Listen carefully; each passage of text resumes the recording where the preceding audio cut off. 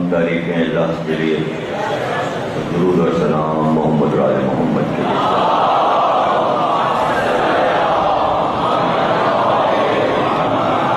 1437 ہجری کے شہ محرم کی چھٹی تقریر آپ حضرات امام بارگاہ کاظم میں سماعت فرما رہے ہیں۔ تقدس عزاداری پر ہم مسلسل گفتگو کر رہے ہیں۔ اللہ نے دین اور دین کے رہنماؤں کے تقدس کو برقرار رکھنے کے لیے دو اہم چیزیں دی ہیں امت کو، ایک درود اور ایک سلام۔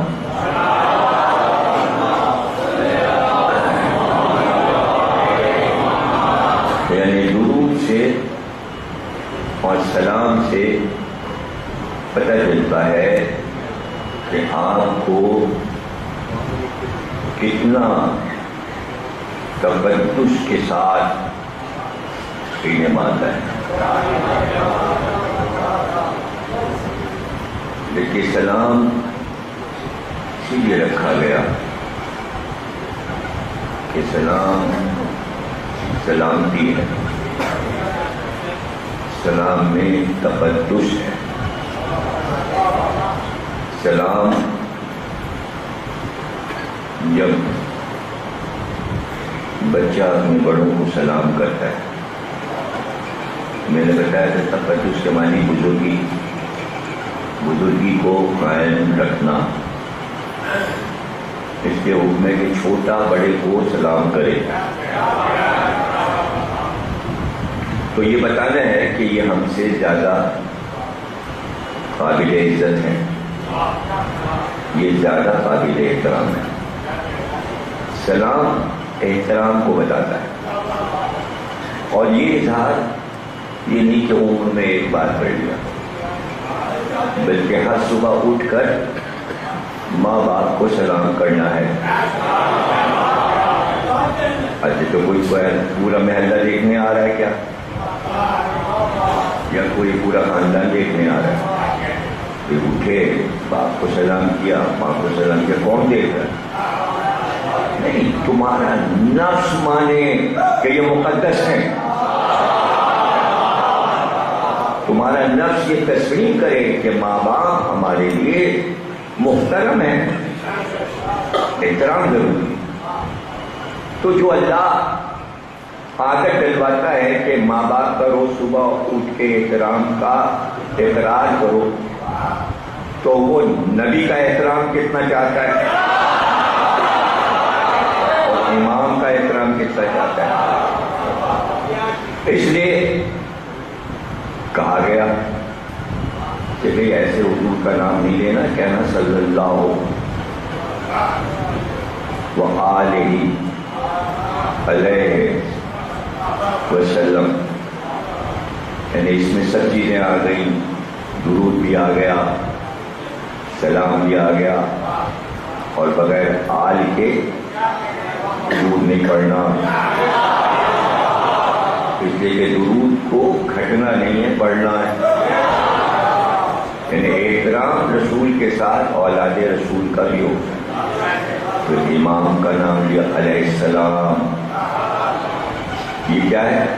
تقدس، احترام، بزرگی۔ ہر نبی کا نام لیا علیہ السلام۔ اب اللہ جل جلالہ، اللہ تعالیٰ کی تقدس، احترام کی عادت ہے۔ پھر جھکنا انکساری کی دلیل، یعنی جھک کر سلامی دینا، سامنے نہیں ہے لیکن تقدس میں کمی نہ آئے۔ تو یہ بھی بتا دیا گیا کہ اتنا تقدس انہیں حاصل ہے کہ وہ تمہارے ہر عمل کو دیکھ رہے ہیں۔ تو جب یہ یقین ہو گیا کہ وہ ہمیں دیکھ رہے ہیں، تو تقدس میں اضافہ ہو گیا. تو آپ کو تقدس کو آگے بڑھانا ہے، اور یہ محبت کے تقاضوں پہ چھوڑ دیا گیا. محبت کے تقاضوں پر کہ اس کو مان دیا محبت سے. اس چیز کو محبت، جس چیز سے پیار ہو جائے گا، جس چیز سے محبت ہو جائے گی، تو تقدس قائم رکھنے کے لیے آپ کیا کچھ نہیں کرتے یہ بتائیے.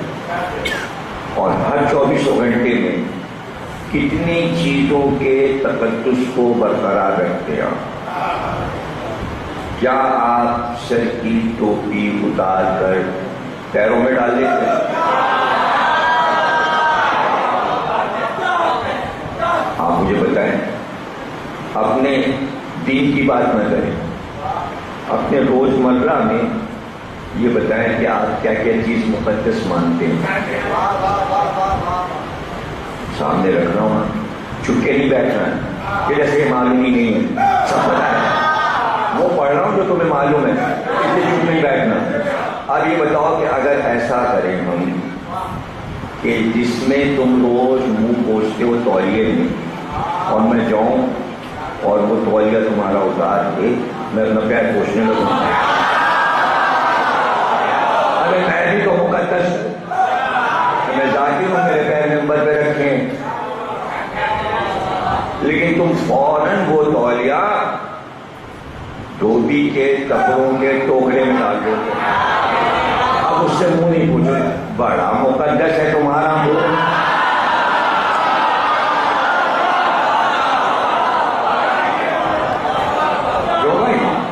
آپ کا تولیہ بھی مقدس، آپ کا منہ بھی مقدس. کیوں بھائی؟ اچھا اگر ہم نے پیر پوچھ دیا تو آپ اس سے منہ دوبارہ کیوں نہیں پوچھیں؟ نہیں، آپ کے پیر پاک ہیں، ٹھیک ہے، اچھے ہیں، نمبر پہ ہے، سب کچھ ہے، کراہیت آ رہی ہے. اب مکروہ کا مسئلہ آ گیا، کراہیت آ گئی. پتہ چلا تقدس کے بیچ میں ایک چیز کراہیت بھی ہے. کراہیت بھی کھین آ رہی، کھین آ رہی. ارے بچے کے پیمپر میں آپ کو پوچھیں گے، آپ ہی کا تو بچہ ہے، آپ ہی کا تو بیٹا ہے. پتہ چلا نہیں، طاہر چیزیں الگ ہیں، نجس چیزیں الگ ہیں. اگر یہ فلسفہ نہیں سمجھ میں آیا تو آیت حدیث کیسے سمجھ میں آئی؟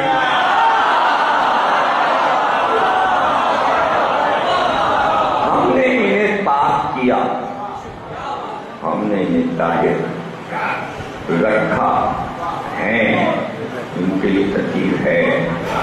تو اب جہاں طہارت ہے وہاں پر واجب ہوا تقدس. اب تقدس واجب ہو گیا. اب کیا کیا چیزیں آپ کے یہاں جو ہے وہ مقدس ہیں، جن کا تعلق مذہب سے نہیں، جن کا تعلق مذہب سے نہیں ہے. وہ آپ کا لباس ہے، وہ آپ کا بستر ہے، وہ آپ کی رضائی ہے، وہ آپ کا لحاف ہے، وہ آپ کے بستر کی چادر ہے، وہ آپ کا تکیہ ہے. تکیہ پر میں جا کے آپ کا جو تکیہ ہے اس پہ میں پیر رکھ کے کھڑے ہو جاؤں، کیا کہیں گے آپ؟ میں جاہل آدمی ہے. پتہ چلا تقدس پامال کرنے والا جاہل ہوتا ہے.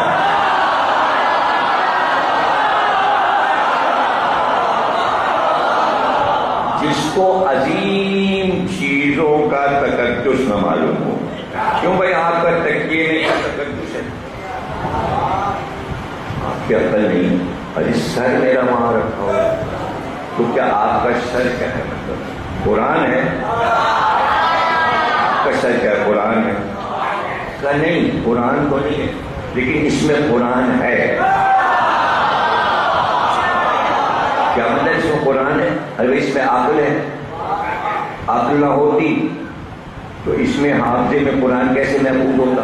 اچھا، اگر آپ کے حافظے میں قرآن محفوظ ہو تو آپ کا سر پاک ہو گیا. سر پاک ہو گیا. اس دن کے لیے رسول نے کہا کہ علی میرا سر ہے.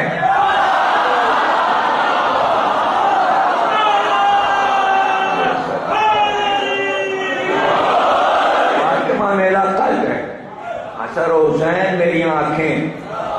تو اب پورے جسم میں سر پاک، دل پاک، آنکھیں پاک، حالانکہ سرکار کا رواں پاک. لیکن ہر انسان کے لیے تقدس 3 چیزوں میں ہے: سر، آنکھیں اور دل. دل پاک تو روح پاک، سر پاک تو عقل پاک، آنکھیں پاک تو نظر پاک. تو اب تقدس اس طرح بڑھا.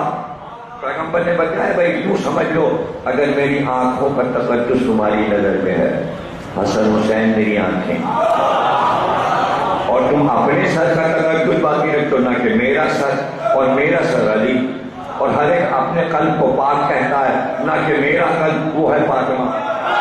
اور چونکہ قرآن قلب پہ اترتا ہے، بس سمجھ لو فاطمہ پہ اتر رہا. فاطمہ پہ کیوں اتر رہا؟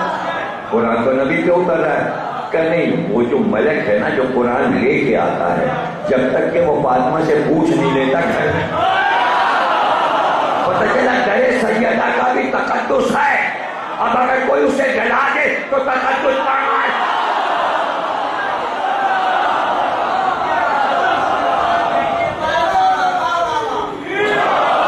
تقدس کو باقی رکھنا ہے. یہ امت کو سمجھایا جا رہا ہے تقدس کو رکھا جائے.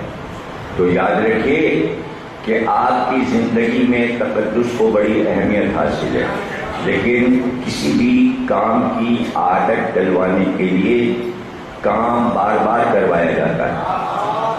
تو آپ کو کبھی تقدس کی عادت نہ پڑتی اگر پنجتن پاک اور 12 امام کا تقدس نہ سمجھایا جائے.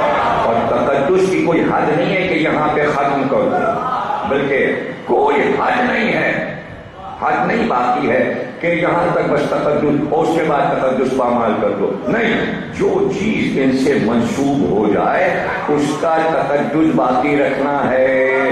عزاداری حسین سے منسوب ہے، اس میں نبی بھی ہیں، علی بھی ہیں، فاطمہ بھی ہے، انبیاء. یہ ہے تقدس عزاداری.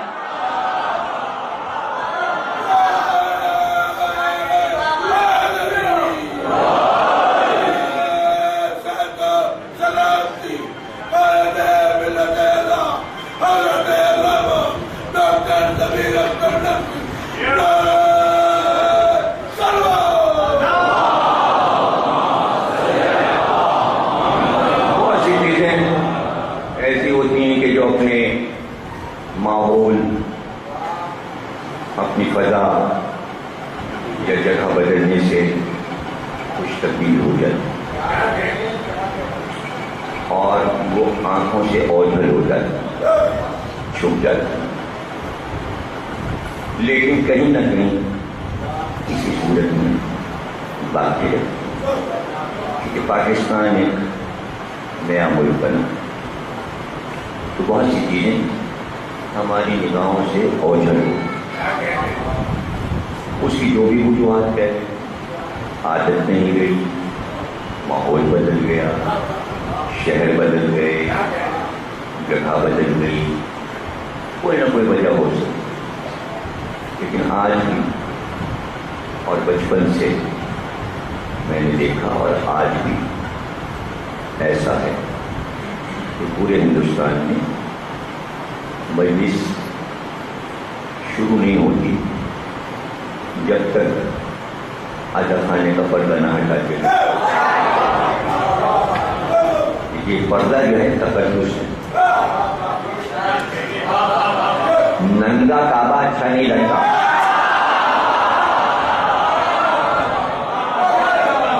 پردہ کیا ہے خانے کا؟ تقدس. اور تقدس کے لیے یعنی سب رنگ اپنی جگہ اچھی، لیکن تقدس پیدا ہوتا ہے 2 رنگوں سے، یا سفید یا کالا. تو آپ احرام کو پہنا دیا سفید تاکہ حج کا تقدس قائم رہے، اور کعبے کو پہنا دیا کالا گلا تاکہ پورا ماحول تقدس کا ہو جائے. تو اب یہ کالا پتھر ہے، یہ تقدس ہے، یہ تقدس ہے. تو پہلے یہ ہوتا تھا اور ابھی ہوتا ہے ہندوستان کہ پردہ پڑا ہوا. امام باڑے کے تقدس کو باقی رکھنے کے تو اگر پردہ ہٹا دیا جائے تو کیا تقدس نہیں رہتا ہے. وجہ یہ کہ ہماری عادتیں ہیں کہ ہم بولتے رہتے ہیں، باتیں کرتے ہیں، ہوں تو ہیں بولتے جا رہے کوئی آیا پھر ایک اور بات کہ وہ آیا اس نے کچھ کہا تو اس میں باتوں میں ہمیں تو گوش کچھ جملہ ایسا حل دی، کچھ جملہ ایسا مسکرا دی، تو سے حل دی. تو اب یہ کیا ہے، ہم خود اپنے میں ہوش میں نہیں ہیں. اس لیے کہ روز کا روٹین ہے، یہ تو عادت ہے بھائی ایسی باتیں ہوتی. تو ایسا نہ ہو کہ پردہ ہٹاؤ، تم ہنس رہے ہو، ہٹا لگا رہے ہو، پردہ پڑا لے.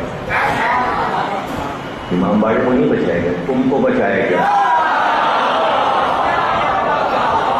اب اس میں یہ کہ مجلس شروع ہونے والی ہے تو اب وہ سب چیزوں کا خوف نکل گیا. ہنسنا، ٹھٹے لگانا، بے کی باتیں کرنا، جھوٹ بولنا، سیاست کرنا، کسی کی برائی کرنا، اب مجلس شروع ہو گئی. تو پہلے پردہ ہٹایا گیا. تو جیسے پردہ ہٹا سب کھڑے ہو گئے، سلامی دی امام باڑے کو. یہ طریقہ ہندوستان میں رائج ہے اور ہمارے بچپن میں بھی تھا اور آج بھی. اب یہاں ماحول کے تحت وہ ختم ہو گیا. شروع میں تھا اور ابھی بھی جو گھروں کے امام باڑے ہیں اس میں یہ دستور ہے کہ پردہ ہٹے گا جب سوچ خان بیٹھے گا. اور جیسے ہی پردہ ہٹا سب کھڑے ہو گئے. یہ کیا ہے؟ تقدس. کس چیز کا تقدس؟ علم، پٹکے، پنجے، جھولا، تابوت، یہ تو ہم نے خود ہی بنایا. اس کا کیا تقدس؟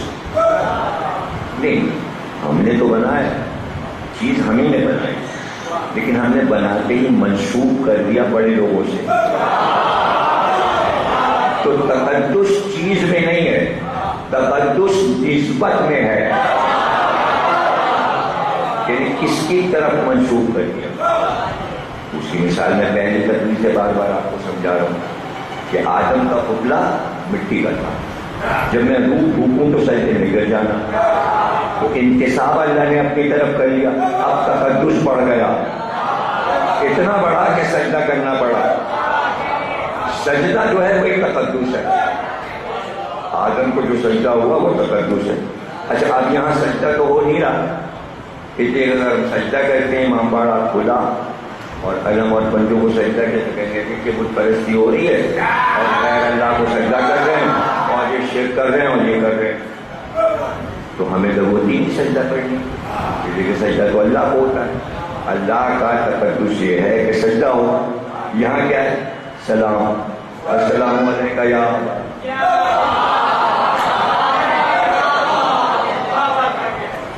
اللہ کے لیے کیا ہے؟ اللہ کے لیے کیا ہے؟ کیا آپ ہر بندے کہتے ہیں اللہ تجھ پہ سلام ہو، اللہ تجھ پہ سلام ہو، یا آپ یہ بولتے ہیں اللہ علیہ السلام؟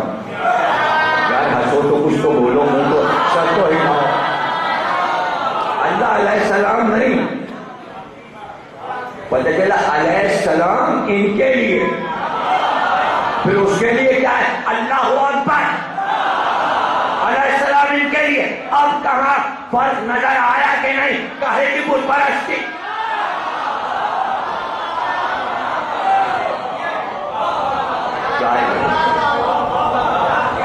اب یہ تو نام ہی کسی کا ہو جائے تو پھر تو مجبوری ہے. وہاں کیا کر لیں؟ اگر وہ ہو گئے علی اکبر، وہ اللہ اکبر یا علی اکبر.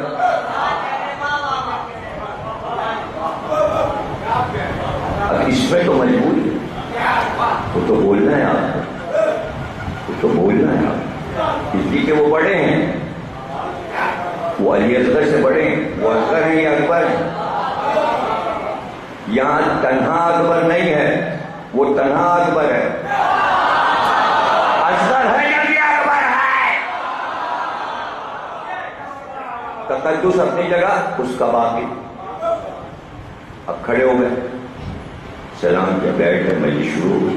جیسی مجلس ختم ہوئی زیارت ہوئی، پھر سلام کیا، سلام کر کے امام بڑے کو بند کر تقدس باقی ہے۔ تو اس میں کیا ہے یہ جو آپ نے بنایا ہے؟ اس کا مقصد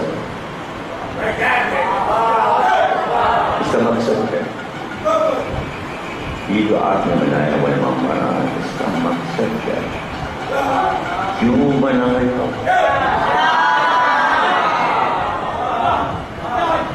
کیا مقصد ہے؟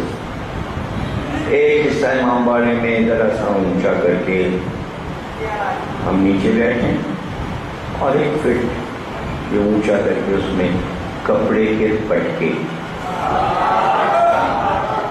مخمل کے، اس پہ گوٹے کا کام، جرجودی کا کام، اس کا نام لکھا ہوا، یا دلینا بنا ہوا، یا روضہ کربلا کا اس پہ کاٹ کے بنانا، اور کچھ گلٹ کے اسٹیل کے پنجے چمکتے ہوئے اس کے پالش چاندی کی کروا کے، ہاتھ کا نشان۔ یہ کیا مطلب؟ یہ کیا ہے؟ ایک جھولا، ایک تابوت جس میں تیر لگے ہوئے، ایک چھوٹا سا منبر، ایک مسند بچھی ہوئی۔ اس کا مقصد کیا ہے؟ یہ بنا ہے، اس سے کیا فائدہ ہو رہا ہے؟ نہ ہو تو کیا نقصان؟ بچہ اگر یہ نہ ہو اس کے بغیر تمجس نہیں ہو سکتی۔ یہ آپ نے تین طرف کیوں بنایا؟ ادھر بھی ہے، سامنے بھی ہے، اور ادھر بھی سہ رکھا بنایا۔ ادھر بھی پٹکے پنجے، سامنے بھی پٹکے پنجے، دائیں بھی اور بائیں بھی، اور سامنے سے کھلا ہوا۔ تو تین رخوں سے یہ لمبے لمبے پٹکے اور اس پر ایک پنجہ۔ یہ چیز کیا بنائی آپ؟ کہ یہ تو آپ کے سمجھنے کی بات ہے، آپ کے سمجھنے کی یہی تو بات ہے کہ اس فلسفے کو تو سمجھے، فلسفے کو تو سمجھے۔ فلسفہ اس کا یہ ہے کہ جب امام حسین نے عاشور کے دن اللہ کے لشکر کو سجایا تو بیچ میں قلب لشکر، ایک طرف میمنہ ایک طرف میسرہ، اب سپاہی کھڑے ہوئے، قلب لشکر میں سپاہی کھڑے ہوئے، دائیں اور بائیں۔ میمنہ میسرہ کہتے ہیں سیدھا ہاتھ اور الٹا ہاتھ۔ میمنہ سیدھا ہاتھ، میمنے سے بنا یمن، یمن کہتے سیدھے ہاتھ کو، میسرہ الٹا ہاتھ۔ قلب لشکر بیچ کا حصہ، قلب چونکہ بیچ میں ہوتا ہے۔ اب جیسے کعبے میں کیا رکن یمانی، رکن یمانی کیا مطلب؟ کتنے رکن ہیں کعبے میں؟ کتنے؟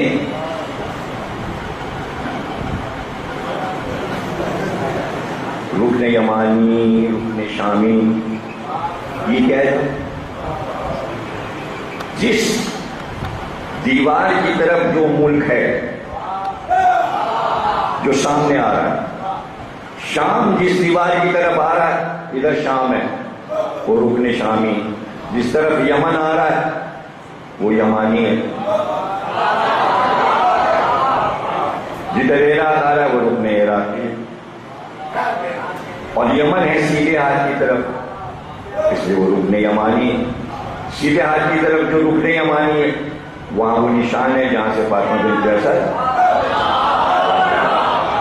اور وہ حصے بٹے ہوئے تھے۔ جو قبیلہ کعبے میں جا کے دعا کرتا تھا اس کی اپنی مخصوص جگہ تھی۔ بنی ہاشم جب دعا کرتے تھے تو رکن یمانی، یعنی وہ رخ جدھر یمن ہے سیدھے ہاتھ کی طرف۔ تو میمنہ میسرہ قلب لشکر۔ تو اب جو حسین نے لشکر سجایا تھا اس کا نقشہ ہم نے امام باڑے میں بنایا۔ یہ پٹکے اور پنجے نہیں ہیں، یہ شبیہ ہے حسین کے سپاہیوں. تو علم کیوں دیے؟ اس لیے کہ حسین نے سب کو علم دیے تھے. اگر آدمی کھڑے کر دیتے تو ملک پرستی ہو جاتی. چونکہ اسلام میں پرچم رہ گیا، اسلامی پرچم ہر ملک کے پاس ہے، وہ بدعت ہے نہ حرام، تو پرچم ہی تو رکھا ہے.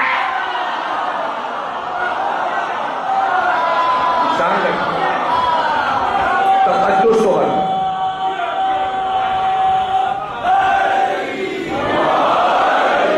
تقدس کو برقرار رکھا. تو جھولا کیوں رکھا؟ کبھی اگر جھولا قرآن میں نہ ہو تو ہٹا دیجیے، بدعت ہے. کیونکہ جھولے کو تقدس اللہ نے دے دیا، کو دے دیا. اب جگہ جگہ جھولے کا ذکر، تقریباً 7 یا 8 جگہ اللہ نے قرآن میں جھولے کا ذکر کیا. ایک تو یہی ہے، ہم نے زمین کو تمہارے لیے جھولا بنایا. تو دنیا کا ہر انسان جھولے میں ہے. اب کہہ دو بھائی جھولا بدعت ہے، تمہیں احساس نہیں ہوتا زمین تمہیں جھولا جھلا رہی، اس لیے کہ جھولے کی طرح گھوم رہی. جھولا کہتے ہی اسے ہیں جو جھولے. اس لیے عیسیٰ کے جھولے کا بھی ذکر ہے اور موسیٰ کے جھولے کا بھی ذکر ہے. اور وہ جھولا بھی ہے جس میں زلیخا کا بھائی کا بیٹا چھوٹا سا ہفتے 12 دن کا جھولا، اور یوسف وہیں پر پکڑے گئے تھے. اور زلیخا کے شوہر نے کہا تھا بھائی ہم نے تو دیکھ لیا، اب تمہارا گواہ کون ہے؟ تو گھبرا کے یوسف نے کہا یہ جھولے کا بچہ بولے گا. تو اگر اللہ چاہے تو جھولے کے بچے کو بلوا دے، اس کے بولنے کی بھی بڑی بات ہے. اب تقدس دیکھتے جائیے جھولے میں تقدس کیا ہے.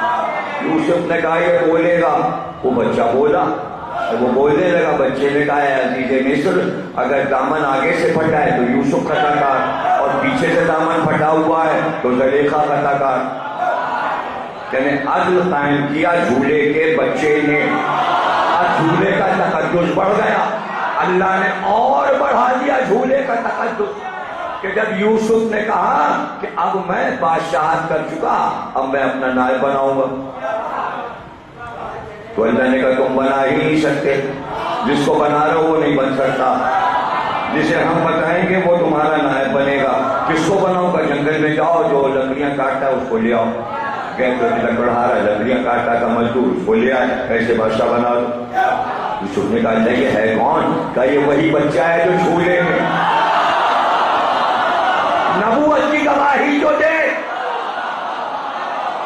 بڑی بات ہے جناب، بڑی بات ہے.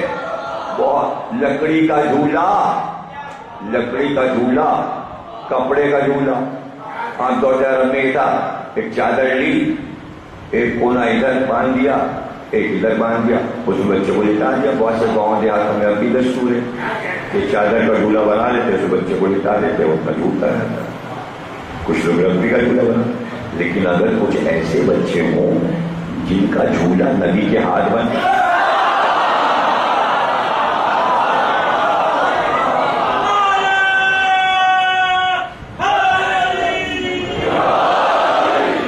جھولے میں تقدس ہے. تو اگر موسیٰ کا جھولا، عیسیٰ کا جھولا اور یوسف کی گواہی دینے والے بچے کا جھولا اس میں تقدس ہو سکتا ہے، تو حسین کے بچے علی اکبر کے جھولے میں بھی تقدس ہو سکتا ہے. اور موسیٰ اور عیسیٰ نے اللہ کے کام تو کیے، اور یوسف کا جو گواہ ہے اس نے بھی اللہ کے کام کیے، لیکن تینوں نے اللہ کا کام کرتے ہوئے شہادت نہیں پائی. یہ وہ بچہ ہے کہ جو جھولے میں جھول رہا تھا اور توحید کی گواہی، اس کا تقدس بڑھ گیا. اس لیے اس کا جھولا موسیٰ عیسیٰ سب کے جھولوں پہ فوقیت. جو تقدس اس جھولے میں ہے کسی میں ہو ہی نہیں سکتا. اور اب کوئی یہ بنا لے کہ بھئی اب رکھ لے موسیٰ کا جھولا بنا لے اور کوئی عیسیٰ کا جھولا بنا لے. آج تک نہ عیسائیوں نے عیسیٰ کا جھولا بنایا نہ یہودیوں نے موسیٰ کا جھولا بنایا. بنانے کی ضرورت کیا ہے؟ اس لیے کہ جھولے میں تھوڑی انہوں نے کوئی کام کیا. کام تو بڑے ہو کے کیا. علی اصغر کا کریڈٹ یہ ہے کہ جھولے ہی میں رہے کام وہ کر گئے جو موسیٰ اور عیسیٰ گئے. اس لیے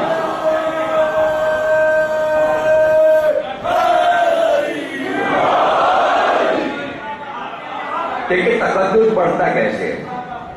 میں آپ کو یہ سمجھانا چاہ رہا ہوں کہ تقدس بڑھ کیسے جاتا ہے. فضیلت، لفظ فضیلت علی کے لیے یاد ہوا. فضیلت یعنی یہ بڑھ گیا. جب لفظ فضیلت علی کے لیے آئے مولا علی کے فضائل کیا مطلب؟ یعنی یہ 1,24,000 انبیاء میں سرکار کے علاوہ سب سے افضل ہے. افضل کیوں؟ فضائل زیادہ، کیونکہ ان کے فضائل انبیاء سے زیادہ ہیں اس کے فضیلت بڑھ گئی. یعنی تقدس ان کا انبیاء کے اوپر بڑھ گیا، اتنا بڑھ گیا کہ انبیاء کو بھی ان کا تقدس تھا باقی رہے. انبیاء پر بھی واجب ہو گیا کہ ان کے تقدس کو باقی رکھیں. یعنی انہیں مقدس مانیں، اپنے کو کم مانیں. کیسے پتہ چلے گا کہ 1,24,000 انبیاء سے علی افضل ہیں اور انبیاء نے تقدس کو برقرار رکھا. آدم، نوح، ابراہیم، موسیٰ، زکریا، یحییٰ، یوسف، یعقوب، سب کی وراثت آگے عیسیٰ تک ختم ہو گئی. سب کے وارث عیسیٰ. انبیاء بنی اسرائیل کے وارث عیسیٰ، سب کے نائب. کتنی نیابتیں لیے بیٹھے ہوئے. اللہ نے ان کو زندہ رکھا، زندہ رکھا. اب جب امام مہدی آئیں گے ان کو آسمان سے اتارے گا، زمین سے نہیں نکالے گا، تقدس کے ساتھ اوپر سے لائے گا. اب تو اوپر سے آ رہا ہے، کتنے تقدس سے آ رہا ہے، لیکن مہدی کے پیچھے نماز پڑھ رہا ہے. تو مہدی کے پیچھے نماز پڑھے، پتہ چلا مہدی کس کا بیٹا ہے؟ علی کا بیٹا. آج انبیاء نے تقدس کر کے علی کا بتا دیا کہ اگر علی ہو تو ہم سب علی کے پیچھے نماز. اور ابھی بات کہاں سے شروع ہوئی؟ آپ کے تکیے سے بات شروع ہوئی. آپ نے کہا ہمارا سر مقدس. سر سے مقدس کوئی چیز نہیں. جہاں مہدی کے پاؤں ہوں گے وہاں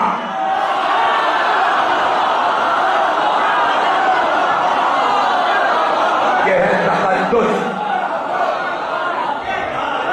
اسے کہتے تقدس، یہ ہے تقدس. اور ایسا تھوڑی ہے کہ مہدی نماز پڑھانے لگے اور یہ سب پیچھے پڑھنے لگے. نہیں، بلکہ جیسی حضرت عیسیٰ آئیں صفیں بن چکی ہوں گی، اسی وقت انہیں اتارا جائے گا. صفیں بن چکی ہوں گی. یہ نماز ہوگی فلسطین میں اور وہ اسی وقت اتریں گے آسمان. اور نماز نہیں پڑھا رہے، بار بار آسمان کی طرف دیکھ رہا ہوں. ایسے میں سورج میں ایک کھڑکی بنی اور اس کھڑکی سے عیسیٰ چلے. ہم لوگوں نے دیکھنا شروع کیا کوئی چیز آ رہی اور وہ آ گئے. جیسی آئے کہ امام مسکرائے اور مسکرا کر کہا بڑھیے نماز پڑھائیے. یہ دوڑے کہ نماز پڑھانے لگے. ہم آپ کا انتظار کر رہے تھے، آئیے آگے آئیے نماز پڑھائیے. تو حضرت عیسیٰ پیچھے ہٹیں گے یہ کہہ کر آپ کے ہوتے ہم سبقت نہیں کر سکتے. دیکھیں 2 قدم پیچھے رہنا آگے والے کے لیے تقدس ہے. ہم آپ کے آگے کیسے بڑھ سکتے ہیں؟ بیٹا باپ کے آگے نہیں چلتا. یہ ہمارا آپ کا تقدس ہے. باپ کے تقدس کو، بزرگ کے تقدس کو آپ کیسے بات کریں؟ آپ آگے چلیے. بیٹا پیچھے چل رہا ہے یا آپ بزرگوں کے آگے آگے چلتے ہیں؟ نہیں، جہاں بزرگ تشریف لے چلے. یہ منظر کبھی دیکھا نہیں کیا؟ کبھی نہیں دیکھا. ابھی میرے ساتھ ہی نہیں دیکھا. اب ایک دو دوست آ جائیں بزرگ میں کیا کہوں؟ لکھنؤ میں کیا ہوتا ہے؟ پہلے آپ تشریف نہیں، پہلے آپ، اسی کو تو تقدس کہتے ہیں جس کا مذاق اڑایا جائے، یہ تقدس ہے، بزرگ کو باقی نہیں، آپ تشریف آگے چلے۔ اس میں کیا ہو جائے گا اگر وہ آگے چلے جائیں یا یہ نہیں، یہ اظہار ہو رہا ہے کتنے بزرگ ہیں، تقدس کو ظاہر کیا جا رہا ہے۔ اس کے امام نے کہا آپ نماز پڑھائیے تاکہ دنیا کو پتہ چل جائے افضل ہیں حضرت عیسیٰ انبیاء میں۔ ایسا نہیں ہے کہ خود سے پڑھانے لگے، اب حضرت عیسیٰ نے اظہار کیا، بھلا ہم آپ کے سامنے کیسے؟ آپ پڑھائیے، ہم پیچھے پڑھیں گے۔ تو بھائی یہ کیا ہوا؟ میں بھی پڑھانے لگے، عیسیٰ نے پیچھے نماز پڑھی۔ کیوں؟ یہ فیصلہ کیسے آپ سے آپ ہو گیا؟ یہ فیصلہ ایسے ہی ہو جاتا ہے۔ یہ تقدس کا معنی۔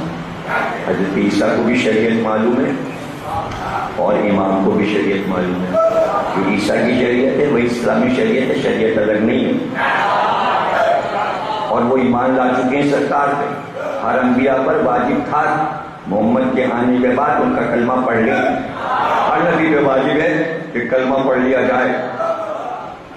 سب کو دین محمدی پہ رہنا ہے، 1,24,000 انبیاء، وہی لا الہ الا اللہ، وہی محمد رسول اللہ، وہی حضرت ولی اللہ ہر نبی کو کہنا ہے، اس لیے کہ یہ آخری دین ہے اور اللہ کا پسندیدہ دین ہے، اور اس دین پہ ہر نبی کو رہنا ہے۔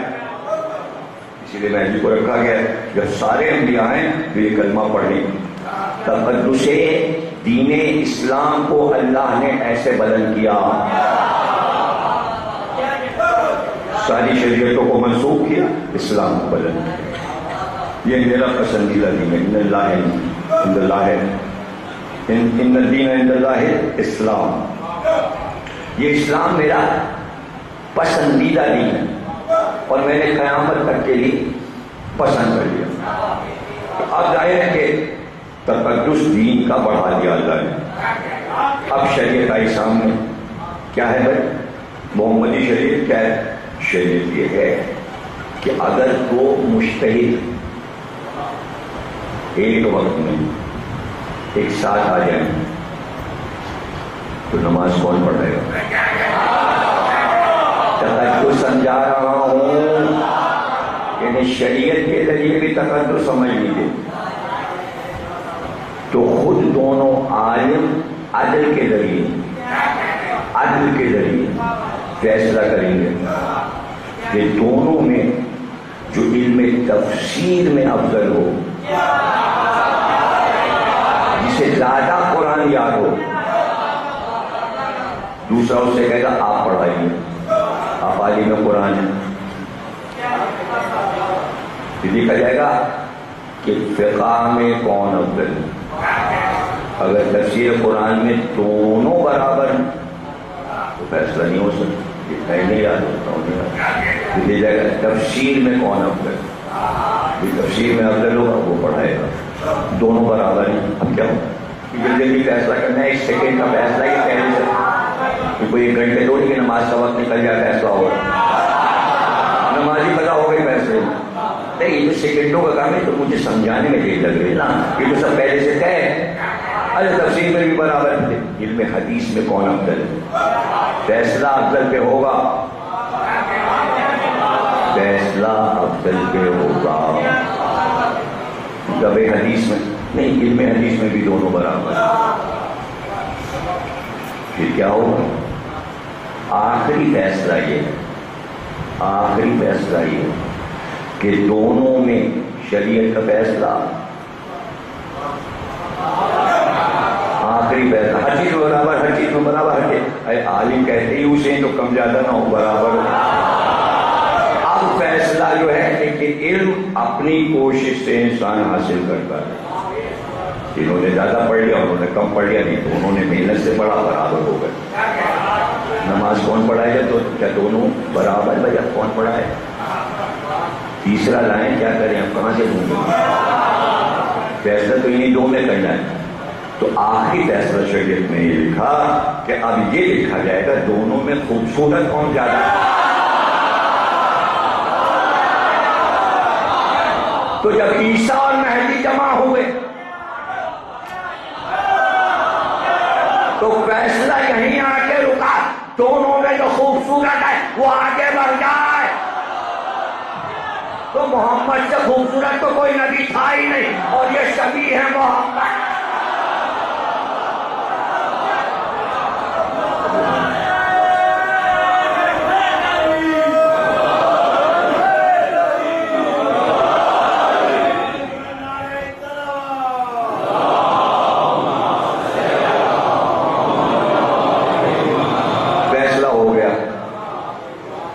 تمام انبیاء جتنے بھی سب خوبصورت تھے، حضرت موسیٰ بہت خوبصورت ہے، حضرت یوسف کے حسن کا درجہ، ہر نبی خوبصورت، لیکن گواہی قرآن سے دی جائے۔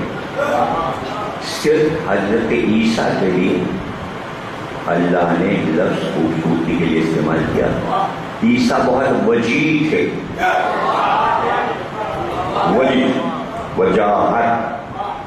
وجاہت ایک الگ چیز ہے، حسن ہو اور اسے دیکھ کے لرزہ اور ہیبت تاری ہو جائے، وجیح۔ یہ لفظ قرآن میں رکھ کے بتایا تاکہ پوری دنیا کے انسانوں کے ہیبت بیٹھ جائے کہ موسیٰ کتنے وجیح تھے، دیکھ کر لرزہ پیدا ہو جاتا تھا۔ اور پھر ظہور میں دیکھے کہ وجیح ترین جسے کہا ہے اس سے زیادہ وجیح کون ہے، تو مہدی کے حسن کا پتہ چلے۔ یہ ہے تقدس، آپ سمجھیں، آپ تقدس، یہ ہے تقدس۔ تو ہم نے دیکھا کہ یہ تقدس مہدی تک جا رہا ہے۔ عادت کیسے ہم ڈلواتے کہ مہدی کا تقدس عیسیٰ کو کرنا پڑ رہا ہے، تو تم تو امتی ہو، تم تو عام انسان ہو۔ عادت ڈلوایا، علم آئے تو کھڑے ہو جاؤ، علم آئے تو چومو، جھولا آئے تو کانڈا دے دو، تابوت آئے تو ماتم کرو، امام باڑہ کھلے تو کھڑے ہو جاؤ، اور جب مہدی کا ذکر آئے تو جھک کے سلام کرو۔ سلامی کی عادت تو پڑ، اس نے مجلس میں زیارت بھی رکھی، نوحہ بھی رکھا، مادن۔ یہ کیا ہے نوحہ مسجد سلام؟ یہ سب تقدس کو باقی رکھنے کا طریقہ ہے۔ یہ کیا ہے خطابت، یہ کیا ہے منبر؟ تقدس۔ تو بھئی کیا تقدس ہے؟ بھئی ہم یہاں بیٹھ کے فرش پہ تقریر کر سکتے ہیں؟ نہیں، آج چونکہ ذکر کر رہے ہیں اور ہم سن رہے ہیں، اس لیے یہ تقدس جو ہے سینہ بزینہ، یہ سینے بنے ہی منبر ہے، اس لیے کہ تقدس بڑھتا جائے۔ وہاں بیٹھے، یہاں بیٹھے، یہاں بیٹھے، ذرا بلند ہوئیے تاکہ ہم دیکھیں۔ اسے کہتے ہیں مقدس۔ بنایا کاغذ کا تھا، بنایا لکڑی کا منبر، نسبت دے دی، منبر رسول ہے، منبر علی ہے، تقدس، ذکر کا تقدس، یہ جو لفظ بولے جا رہے ہیں تقدس۔ اب ادھر سے آیا ان کا، دیکھیں یہ مشاعرہ کھول گئے کہ سب نعرے لگا رہے ہیں اور پاپا نعرے فری اور درود، ٹھیک ہے؟ نہیں، پہلی بات کو نفسیاتی طور پہ یاد رکھیے، زندگی ہے، بولنا زندگی ہے، خاموشی مردنی ہے، قبرستان ہے۔ بھائی زندہ کا ذکر ہے، زندہ لوگ بیٹھے ہیں،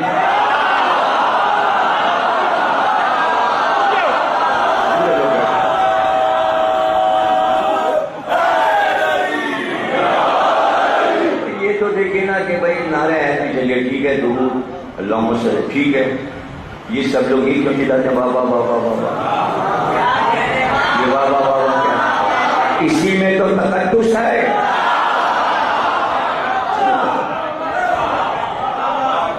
اسی میں تقدس، کیسے تقدس ہے؟ واں میں کتنے ہیں حضرت؟ واؤ الف رے، واؤ کے اندر 6، 1 کے 5، الف کا 1، 6 اور 6 12، 12 کا ذکر ہے، تو اس پہ ہم نے کہا واہ، اب برابر ہو گئے۔ ادھر سے ہم نے 12 کا ذکر کیا، آپ نے کہا واہ، آپ نے بھی جواباً 12 کا عدد واپس کیا. یہاں بھی تقدس، یہاں بھی تقدس. بابا بابا تو یہ تو مشاعروں میں ہوتا نہیں. مشاعرے والوں نے ہم سے لیا ہے، ہم نے مشاعرے سے نہیں لیا. اس لیے کہ ہمارے یہاں 2 چیزیں ہیں، مشاعرے میں ایک چیز ہے. مشاعرے والے تو ایک چیز لے گئے، واہ لے گئے، اور ہمارے یہاں واہ بھی ہے اور آہ بھی ہے. لیکن آدھی مجلس میں واہ اور آدھی میں آہ. مشاعرے والے ذرا آہ کر کے دکھائیں تو دیکھیں. غزلوں میں بڑی آہیں ہیں، رونا پیٹنا غزلوں میں ہے، مگر مجمع آہ آہ آہ آہ، یعنی قلب میں چلاتا نہیں. ہم کہتے ہیں ہائے آہ، تو کیا ہے یہ واہ اور کیا ہے یہ آہ؟ اللہ نے کہا اے حبیب یہ دونوں میرے نام ہیں. واہ بھی اللہ کا نام، آہ بھی اللہ کا نام. اب شرع کی سرکار نے فرمایا واللہ لکھو یا اللہ، اس کا ہر کمی اور زیادتی کے ساتھ اللہ کا نام بن جائے گا. فرمایا سرکار نے اللہ، الف ہٹا دیا، للہ، لام بھی ہٹا دیا، لا، یہ کہ اللہ کا نام. اب آپ نے فرمایا اللہ کا الف لے لو اور اللہ کا ہے لے لو اور بیچ کے لام نکال دو، بچا آ. اللہ نے کہا یہ بھی میرا نام. اور بلہ کا واو لے لو اور الف لے لو اور بلہ کا ہے لے لو، بیچ سے سارے لام نکال دو، واہ، یہ بھی اللہ کا نام. بس یہ اللہ کا نام ہے. تقدس تو دیکھو، اللہ ہی اللہ ہو رہا ہے، اللہ ہی اللہ. حدیث قدسی پھر اللہ نے فرمایا اے میرے حبیب، اے میرے حبیب، میرے کچھ نام ایسے ہیں جو لوگ بے خیالی میں لیتے ہیں، ہم اس کے ثواب کو باقی رکھتے ہیں. وہ نہ بھی ہمیں پکارنا چاہے تب بھی وہ ہمیں پکار لیتا ہے.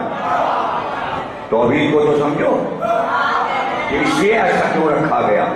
تو آپ نے پیغمبر فرما رہے ہیں کہ اب مریض بیمار ہو گیا، تکلیف بڑھ گئی.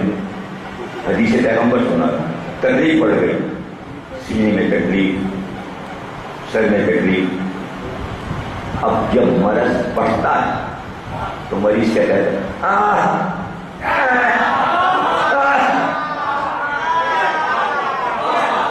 نہیں ایسے نہیں، یوں کہتا ہے. کیسے کہتا ہے؟ کبھی نہیں سنا. جیسے کہنے کا تو ایسے نہیں کہتا. ابھی تکلیف ہوگی، آپ کیا اس کا کتنا مذاق ہوا ہے. تکلیف میں کلمہ ہی نکلتا. یقین نہیں آ رہا میرے کو. توبہ توبہ، اللہ تمہیں محفوظ رکھے. کب سمجھ میں آئے گا دنیا والوں کے؟ کب سمجھ میں آئے گا؟ جن اسپتال چلے جاؤ، سول اسپتال چلے جاؤ، اور اس وارڈ میں جانا جہاں موت بڑھنے والی.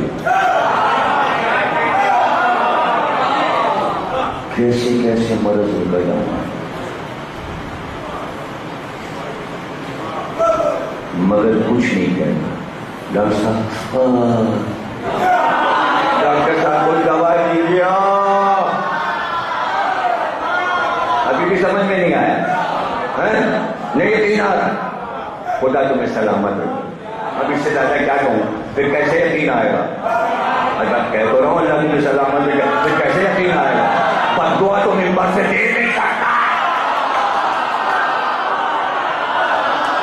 اب فرماتے ہیں سرکار کہ اللہ کہتا ہے میرے حبیب تکلیف اسے ہو رہی ہوتی ہے اور وہ کہتا ہے تو میں اپنے فرشتوں سے کہتا ہوں رحمت بڑھا دو، یہ مجھے پکار رہا ہے.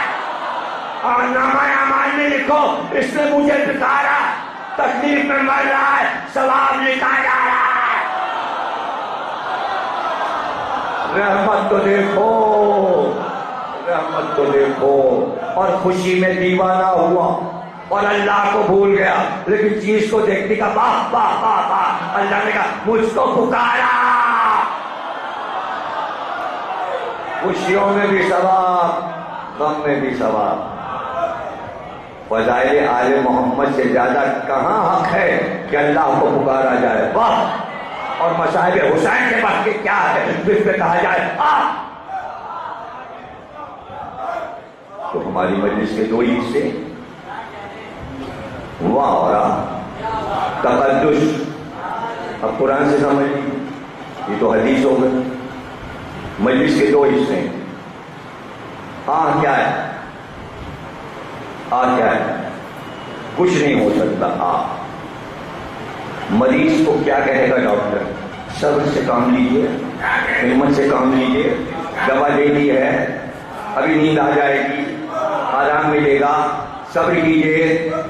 نہیں سمجھے بابا؟ ٹھیک سے سنو، مجلس کوشش کرو نا، میں کیا چاہ رہا ہوں، یہ روز کی بات ہے۔ کیا کہے گا ڈاکٹر؟ صبر کیجیے، صبر کیجیے۔ اور خوشی میں کیا ہے؟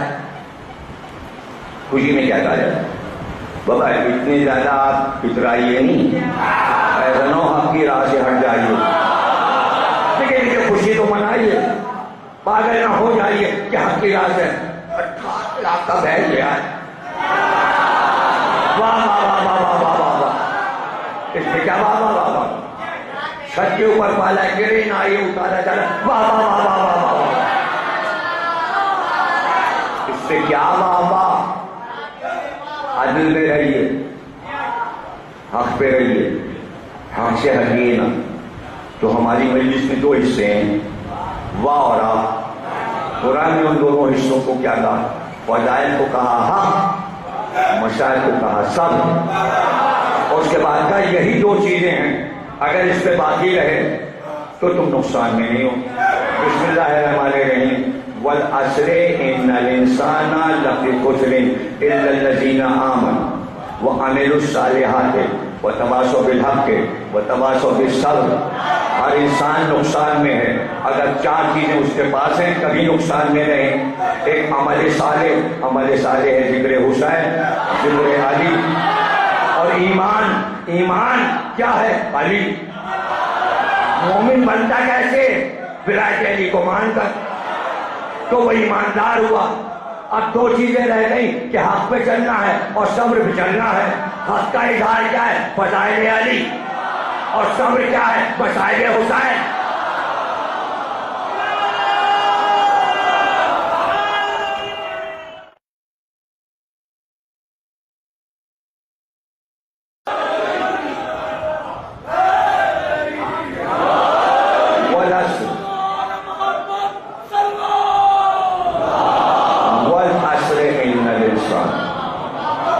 عصر کی قسم، عصر کی قسم۔ عصر کیا ہے؟ عین سواد کے عصر۔ قسم کس کی؟ عصر کی۔ یا تو یہ قسم ہے عصر عاشورہ کی، جب حسین نے سجدہ آخر کیا۔ یہ دیکھو فائدے میں کون لوگ ہیں؟ یہ ایمان والے، عمل صالح والے، حق والے اور صبر والے۔ اس عصر کی قسم جب یہ سجدہ ہوا، یا پھر امام عصر کی قسم۔ اچھا تو پھر اور کون سا عصر ہے؟ اور پھر یہ بھی ارشاد ہو گیا والفجر ولیالٍ عشر والشفع والوتر، صبح کی قسم، 10 راتوں کی قسم۔ وہ 10 راتیں جو عشر محرم کی 10 راتیں، اور وہ صبح جو لال صبح والفجر، عاشور کا دن۔ 10 راتوں میں راتیں گزار رہے ہو، ایک عاشور کا دن گزارو گے، ساری عزاداری تو تمہاری۔ قرآن میں اب اس سے زیادہ تقدس کیا ہو سکتا ہے؟ یہی تو ہے تقدس۔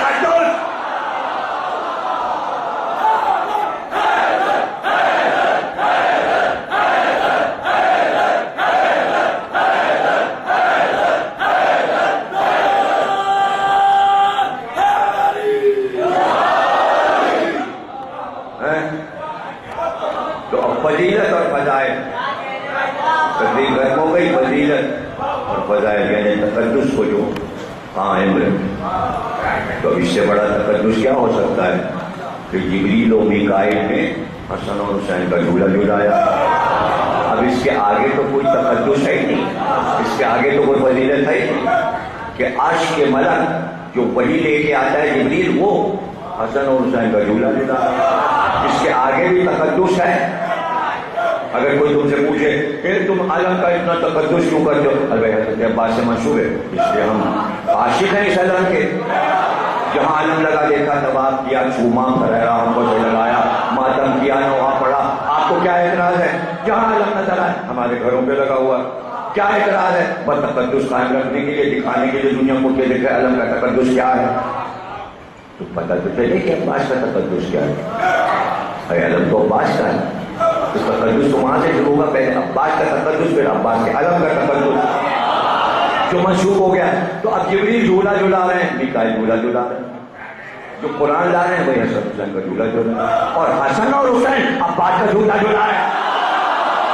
تقدس عباس اور عباس جن کا جھولا حسن اور حسین نے جھلایا، اس عباس نے علی اصغر کا، وہ بھی باب الحوائج، یہ بھی باب الحوائج،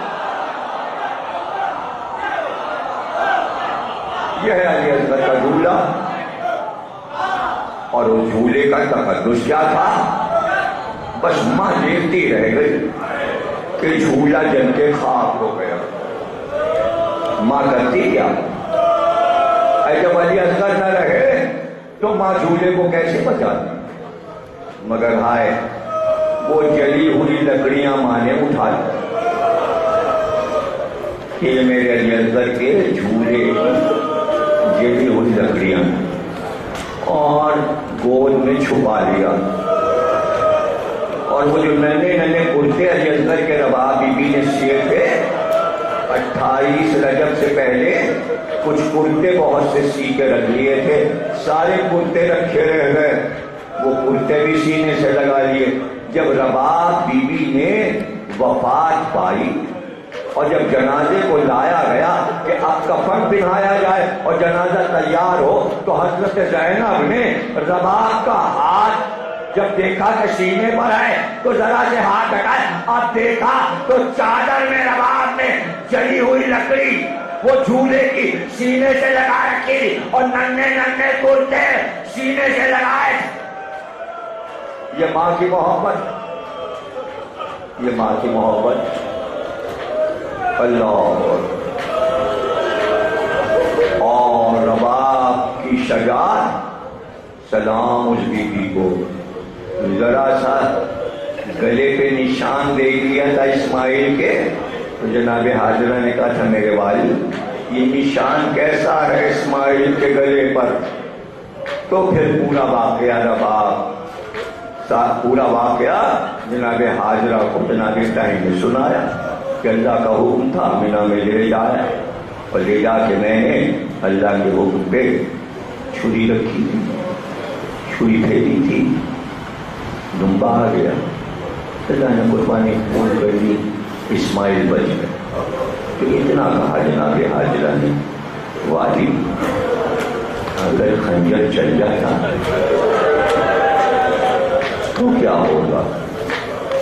17 دن تک ایسی بیمار پڑی، بخار آیا کہ بستر پہ گر گئی، اور جب ہوش آتا کہتی والی اگر خنجر چل جاتا۔ 17 دن یہی کہتے کہتے مر گئی کہ اگر خنجر چل جاتا میرے بچے کے گلے پر۔ اب یہاں پہ سوچئے ماں کیا ہے اور بیٹا کیا ہے کہ حسین لاشا لے کر آئے اور گلے خیمہ سے پکارا رباب اپنے بچے کو لے جاؤ، تو رباب دوڑی ہوئی آئی، اور ایک بار حسین نے کہا رباب یہ تیری امانت ہے۔ رباب نے ہاتھ پھیلائے، ابھی رباب کو پتہ نہیں کیا ہوا، کچھ پتہ نہیں، جیسے ہی بچے کو گود میں لیا اب بچے کے گلے پہ نظر گئی، لیکن گود میں لیے کھڑی ہیں، اس لیے کہ امام نے کہا تھا رباب صبر کرو گی، جو چونکہ وعدہ کر لیا تھا صبر کروں گی، تو اب رباب کی ہمت دیکھیے، بچے کا لاشا لیے کھڑی رہی۔ اب رباب دیکھ رہی کہ حسین کیا کر رہے ہیں، کنات کے پاس بیٹھے گھٹنوں کے بل، ذوالفقار کمر سے نکالی، گڑھا کھودا اور کھود کر ایک قبر بنائی، اور پھر اٹھے اور اٹھ کر کہا رباب یہ اب تیری امانت تھی، اب دے دے، یہ اللہ کی امانت ہے۔ رباب نے بچے کو دے دیا۔ کیسی ہے یہ ماں جو بچے کو قبر میں چھپتے ہوئے دیکھتی رہی؟ تو ایک بات کہی، جب قبر بن گئی تو رو کے کہا ابھی جھولے میں تھے، اے آقا کیا ہوگا؟ تو پکار کے کہا رباب اب قیامت تک میری ماں فاطمہ زہرا کی گود میں ہے۔ ماتم حسین